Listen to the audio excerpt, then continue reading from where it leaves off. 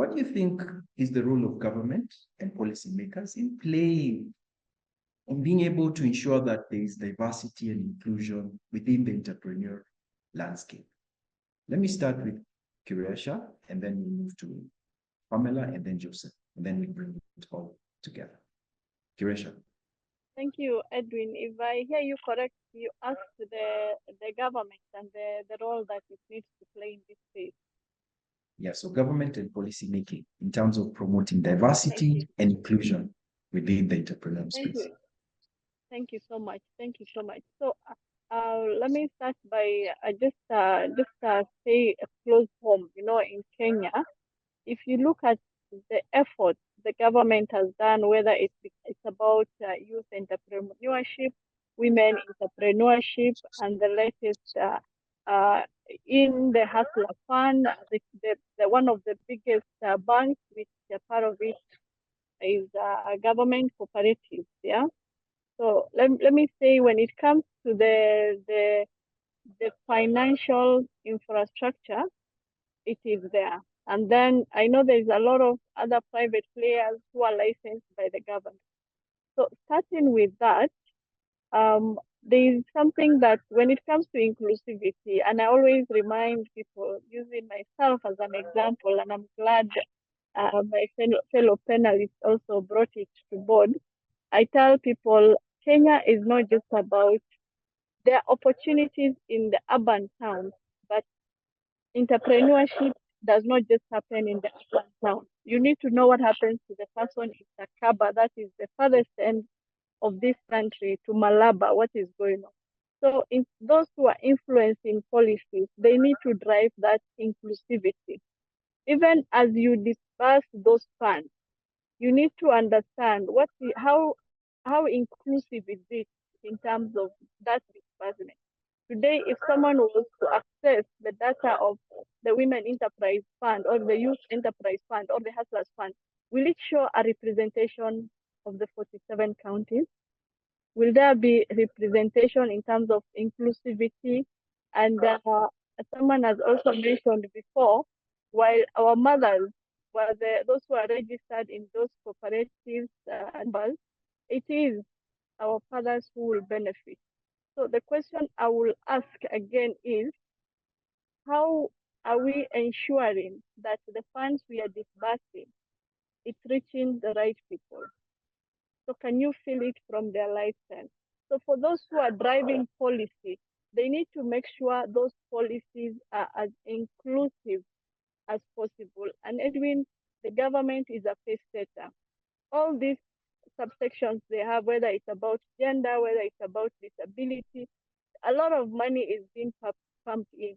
But we need to see the return on investment. I always tell anyone who is in government, yes, you are into service provision, but in those offices, we need to feel the ripple effect on those whom you are serving. A very good example is the women enterprise. You need to sit back, you're getting an exchequer to come up with these policies. Are you, again, monitoring the impact those policies are having across the country? Okay? You've been given an opportunity, for example, the Ministry of Cooperatives. Are you ensuring that entrepreneurs are aware of what happens through the Africa trade, the free trade, the AFTA? I don't know how to say it together. Are you telling them we are ready now? This market is ready for you. This is what is exempted for you. This is what is really going. We have it in Kenya, and if you take it to Ghana, this is what you will get out of. Or if you take it from Kenya to South, like going round. So are you actually becoming a market connector? What I see most of the time is there is a trip to Ghana. So I'm just a startup. I may not be able to fund my ticket. Have you come up with policies through those government offices that every time we make a trip that is going to touch on entrepreneurs, again, from Mandera to Malaba, there will be a link they can access and follow the whole event and have information available to them. Now that is inclusivity. Not only those who can afford to take a plane, There are some people who don't even have passports, that they want to take advantage of those trades. But when you see them, the return on show them the return on investment, when you show them the policies that will protect them, then that is key. I know it's an environment that is overregulated as a country, but sometimes it's healthy. You know, when compliance is key. Compliance is key in the sense that even as you generate that wealth, it needs to be felt within the economy. You know, right now, if you look at, very few people are billionaires. And for those who are doing a lot, their monies are either going to, because they have not been compliant, now they have to pay those hefty. So there is a lot that needs to be done. And it all zeroes down to infrastructure, whether it's the road network, whether it's access to technology, whether it's access to those financial resources. The government needs to be felt everywhere. And we need to start telling our own stories. You know, there's so many of us doing the same thing in different ways. It's time to start collaborating. It's time to promote inclusivity, whether it's about gender, whether it's about ethnicity, whether it's about if you're able differently. So all those things need to be factored in. We can no longer work in silos. And all the institutions that I have mentioned doing something for the entrepreneurs, it's time for them to come together and say, if I'm going to focus this part of the country, someone else needs to take this part. If they have gone somewhere and you know that if this region will have contributed this much to the economy, and the barrier for them not contributing is ABCD.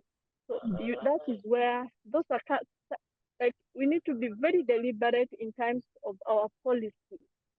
So sometimes poverty can just be a mindset.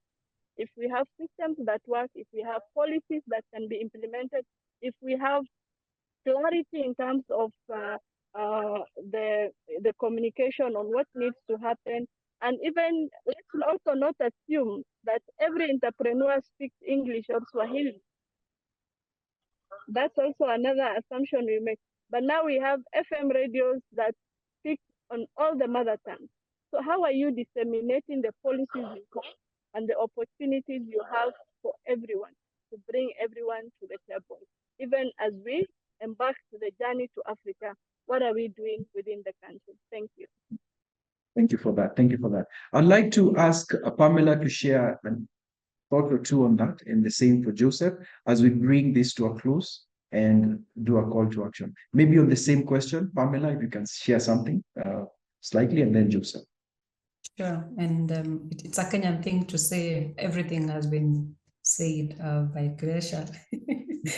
But yes, when we began working on implementing our cooperative development project in Kenya, cooperative is one of the functions that are fully devolved in Kenya right now. Of course, with the shift to the devolved system of governance. And therefore, our mandate was to go directly to the counties. Number one of our objectives was actually to support them to come up with an enabling environment through policy and legislation at the county level. But of course, we, as much as it is a fully devolved function, we still have a whole state department for cooperatives. We even have a line ministry right now at the national level that is in charge of cooperatives and MSMEs. And therefore, what we realize is that counties were still, seated and waiting for the guidance from the national government. And therefore, what we did was, to come back to the national government and start having conversations. So yes, one of the key roles of the government is, of course, they do the regulations. They are the government is a regulator, so they are charged with coming up with policies. And our contribution as an organization is to ensure that the policies and the cooperative laws are enabling. They are not a hindrance. They are enabling of the worker cooperatives and the cooperatives in general to be able to thrive. And how we did this, when we began, we realized there was no provision for the worker cooperative even to be registered. There was no provision for it, and therefore some of them were wrongly registered. So what we did is, to be able to work with the government to ensure that, number one, it was anchored in law. There is, at times we are so well-meaning and we have very brilliant ideas, but we need to ensure that they are anchored within the systems that are supposed to be supporting those particular systems. And you cannot do that as an outsider because it's really the mandate of the government. So that means there is this ecosystem, we have all these different actors, and we cannot leave out any of these important actors. So when you're beginning your work in any particular area, it is important to start asking yourself, who are the key stakeholders and what is their role? How do I engage with them? And number two, they need to see the value of what you're bringing on board. And so we began conversations at that point. And through that, right now, even the cooperative bill, that is the national cooperative bill that is currently in Parliament, has actually called out the worker cooperative business model as one of those that can and should be registered in the country right now. And for us, that is a win, because it means all the advocacy efforts that we did are bearing fruit, because there is an anchorage at the national level. The model frameworks that we also supported the Council of Governors to develop, that were disseminated to all the 47 counties, again, they have a provision for that registration. When we meet with the cooperatives, we want to start by asking themselves. I mean, of course, we trigger the conversations. The cooperative movement is self-regulated, self-driven, and therefore, they minimize the interference from the outsiders. But we want to throw these conversations. When you're meeting as members, or when you're meeting, who is missing out on that table? And it will come from them that we actually don't see women, we don't see the young people, we don't see people with disability. And again, question to them, so what can we do? And therefore, they end up anchoring it even in their own bylaws. So again, the government biggest role is really to create enabling environment. How do they do that? Through structures, ensuring that infrastructure is in place, the right legal frameworks that are enabling and not disabling. And of course, a lot of advocacy goes into that for them to even understand, because at times we have laws that end up hindering some of these initiatives, and at times it's because people are actually not aware. So when you find a good way of engaging the government from the start, especially for us, it was easier because the government was already going through, the cooperative sector was already going through reforms. So it was easier for us to get in the conversations from the start to be able to do that. And as a civil society organization, one of the things that we did was to ensure that when the bill was ready for public participation, we simplified it in a way that it could be understood by many people who are not, experts in law, so that they can understand these are the enabling conditions that are provided for, these are the disabling conditions that, again, are provided for.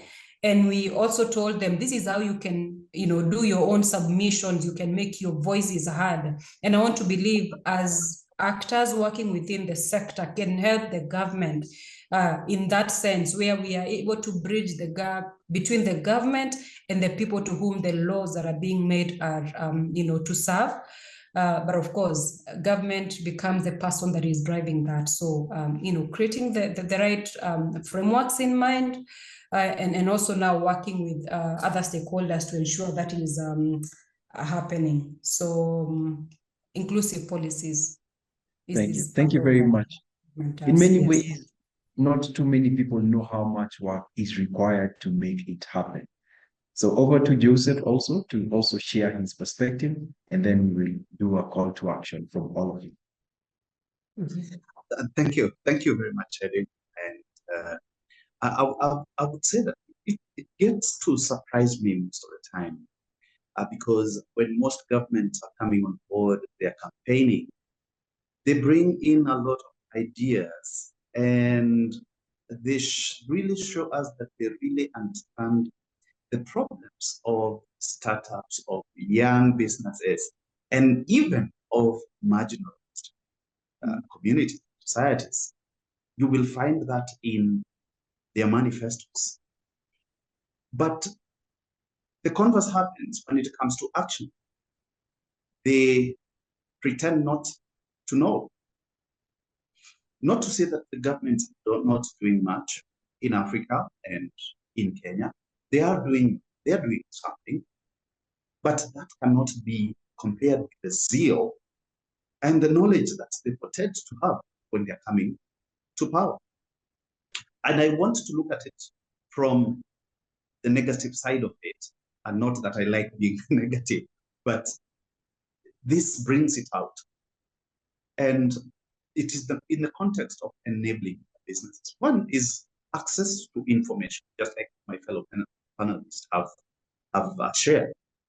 I look at the amount of money that is spent by the county government in Kenya and the national government, and I have been able to see this trend in most of the African countries. A lot of money spent for exposure towards, for information, seeking out there, seeking opportunities in the US, in UK, in Asia. But where does this information go? Does it just remain at the airport once the guy steps back into the country? And I want to take an example of a delegation. They went to learn from the Small Business Administration of the United States, which has been very, very successful in supporting startups and supporting small businesses. They went to learn, but I can tell you, there is nothing that has been attempted to be done here in Kenya. This is not an attack, but really bad. What do we do with the information we go seek out there? We go to Colombia, we go to China, we go to Malaysia, but how do we put it into action? Do we bring that information back here and action on the same, enabling businesses and enabling startups? Number two is on the issue of stifling startups, stifling small businesses, the growth, all this, even starting up, all the growth, taxation, corruption. And I think this is well encapsulated in an article by Sonny Bidra. He wrote last Sunday, but one. He's a writer in his enterprise. And he says, in a recent, the spirit of entrepreneurship often gets snuffed out by heavy hand of government. Most insidious and external peril being rapacious taxation, fees, and corruption, because people will come to you asking you for some money so that you can get a certain license. This sort of brings in the government as stifling or fighting enterprise. So how can the government, through the taxation, incentivize instead of kill enterprises? How can we reduce corruption that goes towards stifling enterprise? How can we promote the ecosystem? How can we promote collaboration? Finally, it's on policy, deliberate policy handling, and even in the context of the cooperation of various nations. We have the Afro-Continental Free Trade Area. How are we handling inclusivity inside there? Matters of travel. How easy is it for me to travel to seek opportunities in Sudan as a startup or somebody interested in opportunities there? The issue of taxation comes in. The East African customs. How inclusive is it? Or it is just on the top there? I think there is more to do for government in terms of really deepening and making it happen, rather than just having it as policy papers for government, not for the enterprise. Thank you. Thank you for that. Thank you. Thank you, Joseph. And thank you to all our panelists for sharing your perspective on government policies in order to drive inclusivity from their perspective as well.